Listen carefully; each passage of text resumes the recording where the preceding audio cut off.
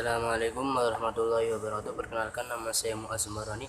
Saya dari kelas 10 IPA 1 nomor absen 18. Di sini saya akan menjelaskan tentang daur nitrogen. Daur nitrogen merupakan bagian dari daur biokimia. Gas nitrogen merupakan gas yang paling banyak komposisinya di atmosfer bumi. Gas nitrogen biasa dirumuskan dengan N2. Nah, gas nitrogen ini diikat oleh bakteri yang namanya fiksasi nitrogen. Bakteri ini biasa hidup di tanaman polong-polongan. Di dalam tanaman itu terdapat pintil-pintil. Di pintil-pintil tanaman polong itu tersebut terdapat hidup beberapa jenis bakteri yang dapat mengikat nitrogen yang bersifat simbiosis dan dengan akar polong-polongan. Bakteri ini dinamakan rhizobium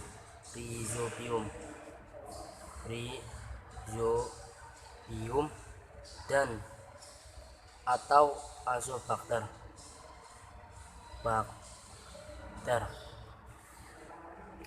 Bakteri ini bersifat mengikat nitrogen yang dapat digunakan untuk metabolisme tumbuh-tumbuhan atau juga proses asimilasi. Kenapa pada daur nitrogen ini terdapat gambar hewan dan tumbuhan? Karena pada saat mereka mati, mereka akan dibusukkan oleh dekomposer. Dekomposer ini berupa jamur atau bakteri. Proses pembusukan ini itu ada dua, yaitu secara aerob atau secara anaerob. Hasil dari dekomposisi ini akan menghasilkan bahan-bahan organik yang akan dilanjutkan ke tahapan berikutnya. Proses pembusukan ini dinamakan proses dekomposisi.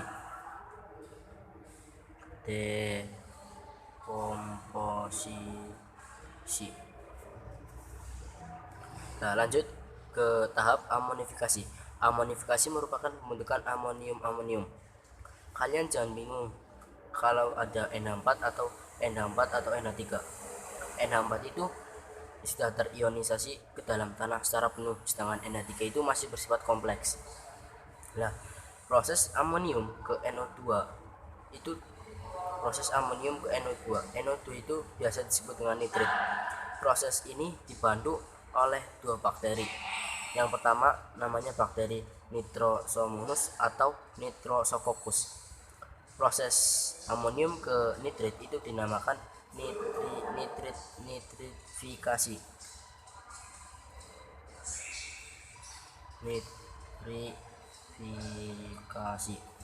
Nah, lanjut dari nitrit ke NO3 itu dinamakan nitratasi.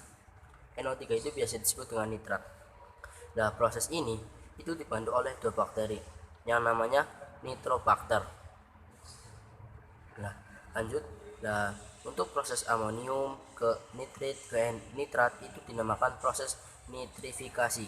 Dari amonium ke nitrit ke nitrat itu dinamakan nitrifikasi. Lanjut. Setelah proses nitrit itu bisa ada dua jalur, yaitu ke tumbuhan atau dilepaskan lagi ke udara. Nah, kalau ke tumbuhan itu dinamakan proses asimilasi yang dapat dipakai tumbuhan untuk mendukung proses metabolisme fisiologi yang digunakan tumbuh-tumbuhan, atau juga bisa dilepaskan ke udara lagi.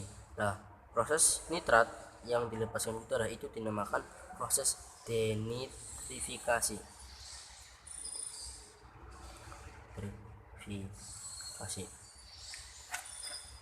Oke.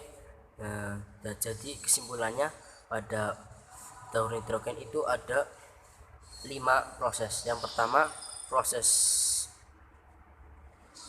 fiksasi, yang kedua proses dekomposisi, yang ketiga proses nitrifikasi, yang keempat proses asimilasi, dan yang kelima proses denitrifikasi. Sekian dari saya, kurang lebihnya mohon maaf. Billahi taufik wal hidayah. Wassalamualaikum warahmatullahi wabarakatuh.